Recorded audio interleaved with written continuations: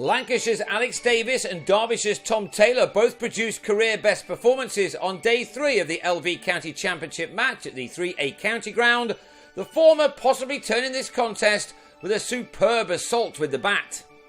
Derbyshire got just the start they wanted when Taylor grabbed his 3rd wicket of the innings to remove Alvaro Peterson LBW in the 3rd morning's 5th over.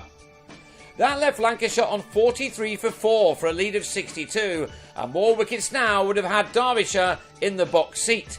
It meant that the partnership between Stephen Croft and Ashwell Prince was going to be very significant, and as far as their team were concerned, these two didn't disappoint. Like a number of games in this round, this one had offered the ideal balance between bat and ball throughout, and that always makes for an exciting spectacle.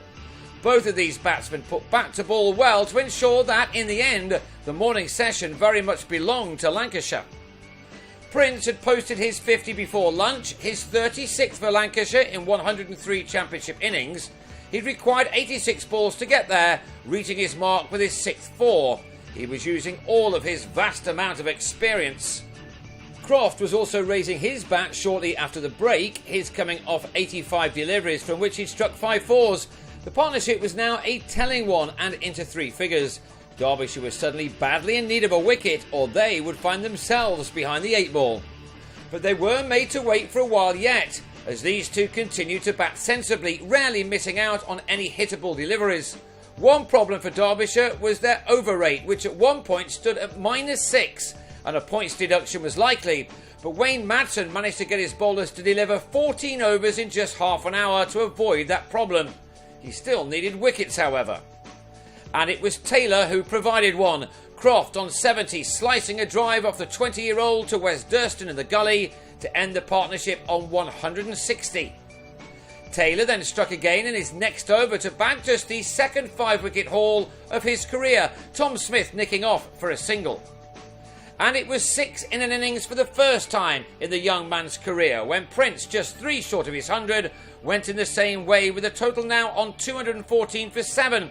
Taylor was to end with figures of 6 for 61. 3 wickets had fallen for the addition of just 11 runs, and now Lancashire was 7 down and 233 runs ahead. It was time for Davis to produce the innings of his professional career.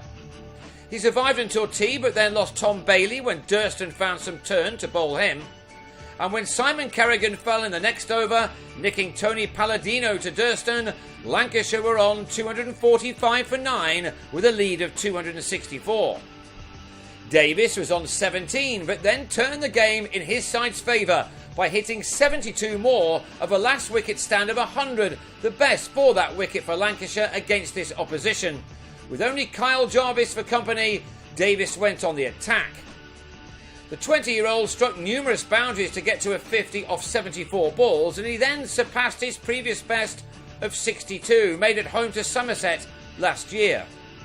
It was a fantastic counter-attack and possibly a match-altering innings from the youngster, who smashed 9 4s and 5 6s in his 89.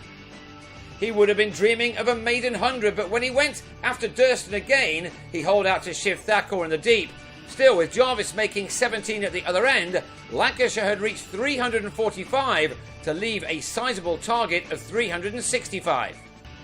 Derbyshire needed limited damage from the 13 overs that remained, but in the 4th of them, Billy Godleman was trapped in front by Bailey. And then Ben Slater gave Davis some more work to do behind the stumps off the bowling of Peter Siddle. Taylor had to come out then as night watchman, and he and Martin Guptill survived the final 25 minutes to go to the close on 27 for 2, leaving another 338 runs to find on the final day.